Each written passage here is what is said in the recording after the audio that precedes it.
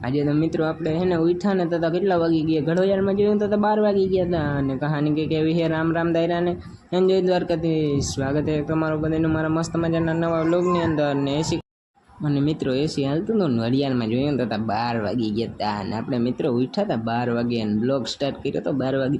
અને એમાં એવું થયું હતું કેમ કે આપણે કાલ સાંજે ખાતર ભર્યું હતું અને પાછા મિત્રો હોઈ ગયા. અને અત્યારે ઉઠ્યા હતા વાગ્યા હતા અઢી નહીં 2 વાગ્યા હતા. અને એસી બંધ થઈ ગયું હતું મિત્રો. અને મિત્રો જોઈ લ્યો તમે, હાલો એસી બંધ થઈ ગયું વાગી ગયા હતા 2.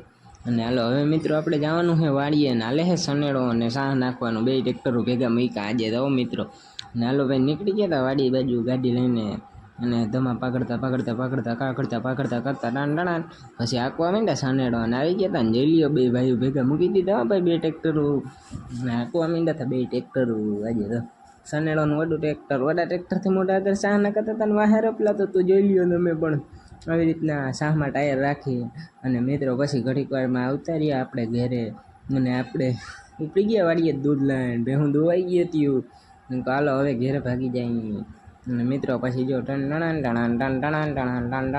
ને એમ કરતાં નીકળી ગયા. ને આજનો મિની બ્લોગ અહીં જ પૂરો કરીએ. બાય બાય, મળશું નેક્સ્ટ મિની બ્લોગ.